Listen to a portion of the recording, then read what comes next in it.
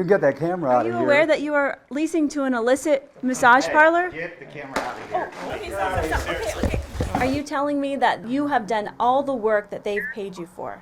Do you have any intention on getting back to these people? So the best that you can treat them is waiting 10 months with no response. We want to hold you accountable, and I think you should take another look. Sir, we just want to get a comment from your side. Where is the money? You never can answer that question. This is their livelihood. It's out at Lawson. We're not talking about just the Lawsons. We're talking about a dozen people now, Ken. Are you aware there are very explicit reviews posted online? We start tonight at Lucky Massage, located right across the street from our station along South 8th Street. I'm holding in my hand proof of your affiliation. Another fact check fail. RevMaps reported 30 illicit spas in Aurora 2 years ago. Now 19 of those are currently shut down. When it comes to making a big purchase, an investment in your home, these families put trust in the fact the job would get done. But imagine spending tens of thousands of dollars, and 2 years later, no work has been completed. Decks R Us, established and proven. You feel violated. You know, how dare you? A reputation earned the old-fashioned way. They just straight out lied to me. The company says they treat each and every customer how we'd expect to be treated. Aggravating, frustrating. They need to be stopped. He doesn't have any conscience. The most horrible experience I've ever went through my entire life. These families, just 7 out of at least a dozen we know of, who hired Kevin McGee and Ken Peterson to construct a new deck. In each case, it started with a down payment for materials and labor. We put down the first quarter. That was around $15,000. $11,700 for them to buy supplies. Then, once the decks were torn down or materials were delivered, another quarter payment was due, and when that was paid. Did he ever come out? Nope. He never contacted us. Over $60,000, yeah. Took $40,000 of my money Month by month delay for 8 months. and disappeared. Despite promises of speedy service, He said I would be amazed how quickly it would be done. He's a very good storyteller. every family was left with There it is. no deck. They have no business taking more money from people. In July, I made multiple attempts to reach McGee to hear his side. Are you telling me that you have done all the work that they've paid you for? Is that what you're saying? Yes.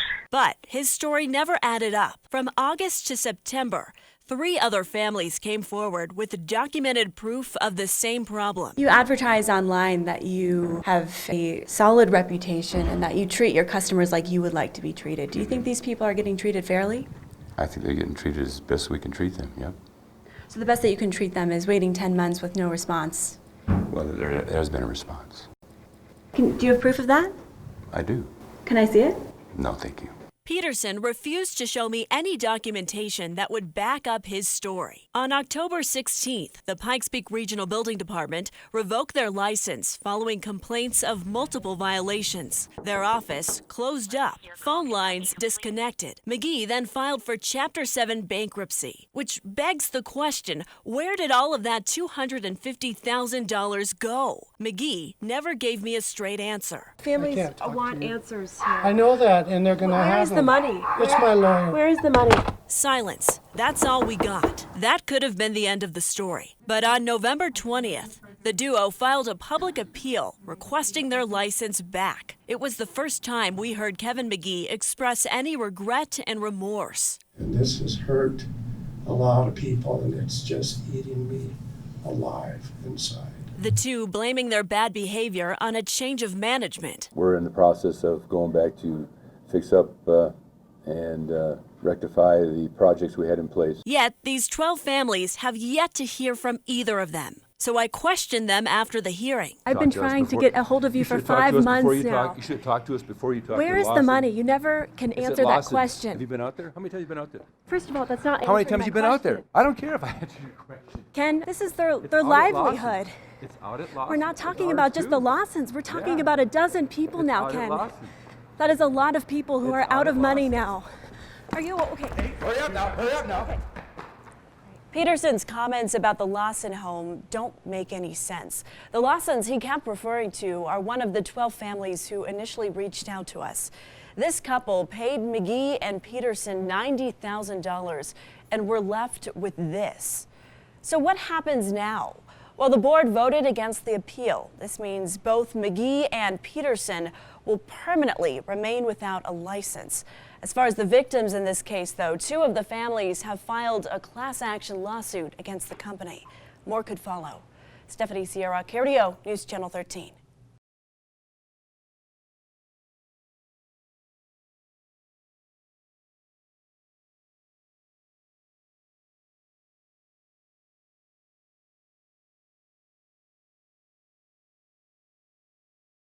We do not do none of that. Make these places accountable.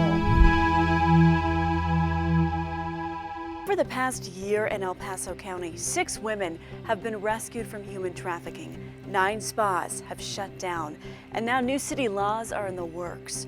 But before any of that happened, I want to take you back in time. After making attempts to call, I sent 36 property owners a letter. In it, specific details about the illicit reviews posted about the business operating on their land. 2 months went by. All we got was silence. So I went to speak to them in person, because this group is enabling the spas to operate with impunity. When we were tracking down the property owners, most were in Colorado Springs, but many were here in the city of Denver and surrounding suburbs. Are they going to continue to look the other way and allow this kind of activity? We saw it all, from each and every property owner or registered agent leasing to these illicit spas. Some were civil. You guys have a great day. It's good talking to you. All I know is that he's been out of the country. Or candidly, didn't like our questions. Can you stop it? Okay. And then also, can you stop it? What was that? Okay, I'm not going to charge you. As for the others, well, they didn't make it to the door. Instead, quick on their feet to run away, close up shop, and ignore our questions. We're looking for Sarah. Wait, he's here, he's back. All while hiding in their home or office. Sir, we just want to get a comment from your side. We traveled all across the state with the intention to get all sides and alert this group of the illegal activity going on under their watch. But for most cases, what started as a simple question. I just had a couple questions for you regarding the story we're working on. What do you got? Are you aware of what's going on inside? That's a whole part of the story, sir. Quickly turned belligerent, like Michael Reeg, who we had a scheduled interview with. And hostile. Daddy, turn that shit off. What the hell are you guys talking about? Simply put, most of these property owners appear to feel no responsibility to stop this. Take John Litherland, for example. Unlike most property owners who lease out their entire strip mall, this man leases a single-family home he owns directly to an illicit spa. Don't you feel you have an obligation, though, as the landlord? You have the authority here to end this. I don't believe I have an obligation. During the interview, I shared with him proof of the explicit reviews made about Sweet Relax Therapy. I know this exists throughout Colorado Springs. I agree with you. Yet, despite holding the proof in his hand, he never addresses my question. But I believe you're incorrect. Will you take another look? Because that's the proof for you right there. That right there is what we saw time and time again. Why? It's all about the rental income and looking the other way, assuming no responsibility. Unlike city leaders in Aurora, who passed legislation that shut down 19 of the city's 30 illicit spas in just over a year, it became a domino effect. And it got so bad that we had to take action. This is Aurora City Councilman Charlie Richardson, one of the brains behind this ordinance that tightened regulation of massage parlors back in 2018. The ordinance prohibits things like people living inside the business, odd hours of operation, lingerie attire, sexual advertising online, plus requires pre-screening to verify the ownership has no prior criminal ties. See, these rules worked for Aurora, and law enforcement is enforcing it by inspecting the remaining spas. But the problem didn't go very far. As our news partners in Denver discovered, the spas forced out just reopened next door in Denver's city limits, where the rules restricting illegal activity are lax, to say the least. Denver doesn't have a lot of regulations for massage parlors. Trevor Vaughn works in Aurora's tax and licensing division. I think a big part of Denver's issue is there's not a pre-screening of the business before they get a license. And additionally, when they see things that are signs of illicit massage businesses, they don't violate Denver's ordinance. The same problems we're seeing here in Colorado Springs, which is why we're urging City Council to take action, pressing Council President Richard Skorman back in July. Richard, where is this on your priority list? It's a big priority, and we've all been watching the local coverage that you've been doing, and it is more of an issue than we realized, and so we want to see what options are out there. Several Colorado Springs city staffers and attorneys traveled to Aurora to discuss how their legislation worked. Our hope was for a public meeting so the city could move forward mirroring Aurora's approach. We kept on it, Skorman and I exchanging weekly calls and emails, each conversation giving hope for progress. But after 6 months, no meeting and no true progress. You know, a lot can happen in 6 weeks, yet very little has happened here in 6 months. What's being done now? Well, what we have done, and it's really through the mayor's office as well, is to allow the city to use what we call our public nuisance ordinance. According to the city code, this ordinance that's already in place allows police to investigate any business that meets the criteria for a public nuisance. That criteria would include any illegal activity, prompting citations, subsequent investigations leading to eviction. And we can shut down the business and board up the door. So were you pleased with Aurora's results, shutting down 19 spas? Yes. Very much. The issue about that, though, is whether they're going to open up somewhere else, and that's the issue that we may be dealing with here. Well, these businesses may be shut down under the public nuisance ordinance, but the legislation won't prohibit these spas from just reopening down the street. We've seen it time and time again in the city. It's not solving the problem. Well, that's all we can do. I mean, I think Aurora probably has similar situations. Well, they actually don't, because the ordinance is much more specific. I'm reading it right here. It prevents that business from reopening for at least 2 years. And that's a part that I really do, I think, want to look at as a city council. I think that 2-year timetable, but let's first see if they do. Reunion Homes, recognized as an industry leader, a homebuyer favorite, and the People's Choice Award.